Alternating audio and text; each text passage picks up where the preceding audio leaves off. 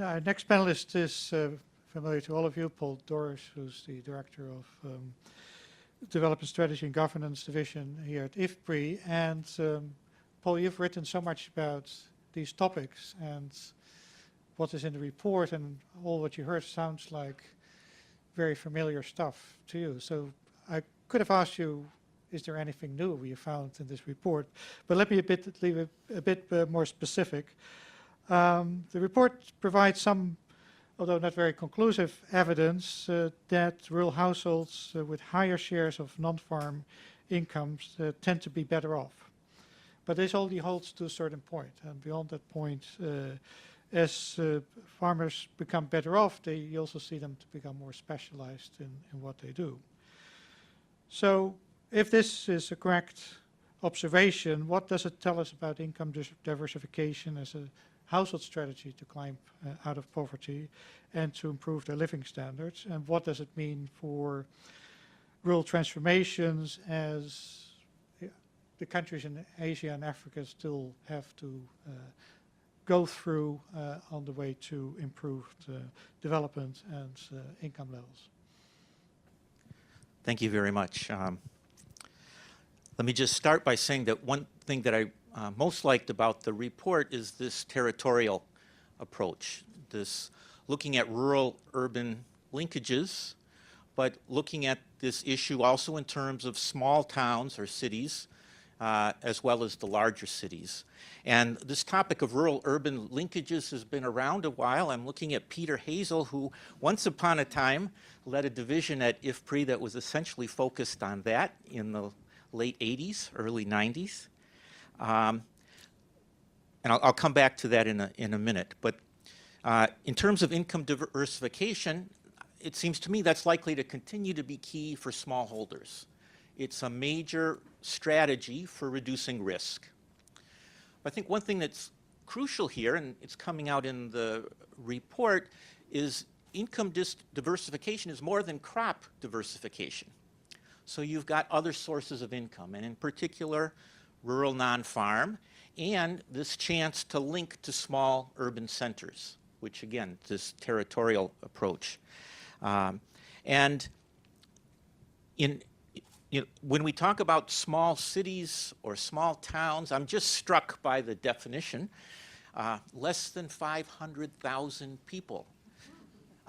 There is only one city in Ethiopia that's greater than 500,000 people, and that's Addis Ababa. So everything else is a small town, and in fact, the definition of urban in Ethiopia 10 years ago was, in fact, you had to be at least 2,000 people to be an urban area. So there's a vast difference, and that points out this vast difference between Asia and Africa. And a lot of the growth linkage literature that was a foundation to some of this discussion, John Mellor, Peter Hazel again, it's coming out of South Asia to a large extent, where you're talking about towns that are hundreds of thousands of people, and not a town that's 30,000 people. And the opportunities for jobs and income diversification are much less when you have much smaller towns. I think one of the encouraging things is, as we look in sub-Saharan Africa and elsewhere, that those smaller towns are now getting much bigger. And now a place like Ethiopia has roughly a dozen, quote, towns greater than 100,000. So that urbanization is happening, and it's going to provide that opportunity for the income diversification that you're referring to here, and also this territorial development, which again, I think is a real contribution of this report, not just for research, but for policy as well. Two other aspects, maybe a little bit lacking, at least in our discussion, are the gender dimensions of all this. And it's in some countries, right, there's a huge issue in terms of female participation in farming versus the opportunity to be involved in rural non-farm or small town activities.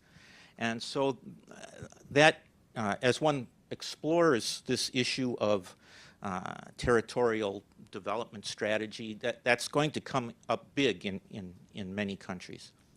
And then finally, Channing Arndt, one of our senior research fellows, has been encouraging us all to think about this great revolution that's happening in solar energy and solar cells and so forth. And that gives a big opportunity for more income diversification.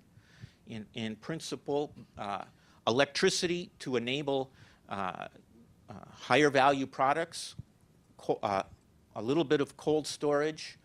You think about dairy, you think about meat and so forth, fresh vegetables, being able to get things a little bit colder, getting them to markets, getting a higher price for these farmers, part of this transformation that you've talked about. And that doesn't necessarily mean that you're electrifying a town with solar energy, but households at a small level, small farmers, key parts of this value chain. I think potentially we could be looking at a real game changer in sub-Saharan Africa. Thanks. Thank you, Paul, and for reiterating the point on qualifying income diversification between crop and farm plus non-farm income diversification. I guess I saw Andrea take some notes, so he can address also the question on the size of towns and whether cutoff points are correct. Also, my country, the Netherlands, there's only 2 cities with more than 500,000 inhabitants, so there may be a question to be raised there, whether that's the right cutoff point.